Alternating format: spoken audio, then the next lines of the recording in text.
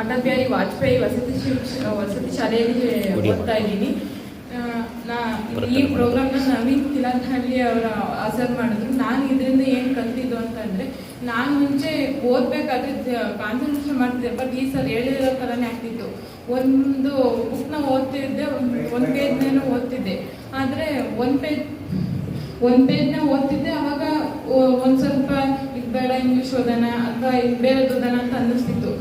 ಆಮೇಲೆ ಈ ಸರ್ ಹೇಳ್ತಾ ಇದ್ದಿದ್ದು ಪ್ರತಿಯೊಂದನ್ನು ನನಗೆ ಆಗ್ತಿತ್ತು ಸ್ಟಡಿ ಟೈಮಲ್ಲಿ ಎಲ್ಲ. ಅದಕ್ಕೆ ನಾನು ಮುಂದಿನ ಸತಿ ಈ ತಪ್ಪನ್ನ ನಾನು ಮಾಡಲ್ಲ ಅಂತ ನನಗೆ ನಂಬಿಕೆ ಇದೆ. ಈ ಸರ್ರಿಂದ ತುಂಬಾ ಕಲ್ತಿದ್ದೀನಿ. ಈ ಮುಂದೆ ಲೈಫಲ್ಲಿ ಯಾವ ಥರ ಮನಸ್ಸನ್ನ ಡೈವರ್ಟ್ ಮಾಡ್ಕೊಬಾರ್ದು. ಮತ್ತು ನಮ್ಮ ಪೇರೆಂಟ್ಸ್ ಏನು ಕಷ್ಟಪಡ್ತಾ ಇದ್ದಾರೆ, ನಾವು ಹೆಂಗೆ ಓದಬೇಕು, ನಮ್ಮ ಟೀಚರ್ಸು ನಮ್ಮ ಮೇಲೆ ಏನು ಓದ್ಕೊಂಡಿದ್ದಾರೆ, ನಾವೇನು ಓದಬೇಕು ಅಂತ ನಾನು ಫಸ್ಟ್ ಮೈಂಡಲ್ಲಿ ಯಾವಾಗಲೂ ರಿಮೆಂಬರ್ ಮಾಡ್ಕೊಬೇಕು. ಮತ್ತು ನನಗೆ ಓದೋದು ಒಂದೇ ಗುರಿಯಾಗಿರಬೇಕು. ನನ್ನ ಮನಸ್ಸನ್ನ ಯಾವ ಕಡೆಯೂ ಡೈವರ್ಟ್ ಮಾಡಬಾರ್ದು. ಮತ್ತು ಕೆಟ್ಟ ಆಲೋಚನೆಗಳನ್ನ ನಾವು ಬಂದಾಗ ನಾವು ಯಾವ ಥರ ಫೇಸ್ ಮಾಡಬೇಕು ಅಂತ ಈ ಸಲದಿಂದ ಕಲ್ತಿದ್ದೀನಿ. ನಾನು ಹಿಂದೆ ಮಾಡಿರೋ ತಪ್ಪನ್ನ ಮುಂದೆ ಇಂದು ಮಾಡಲ್ಲ ಅಂತ ನಾನು ಹೋಗಿ ಇಟ್ಕೊಂಡಿದ್ದೀನಿ. ಇಷ್ಟೊಂದೆಲ್ಲ ತಿಳ್ಕೊಂಡು ಈ ಸರಿಗೆ ನಾನು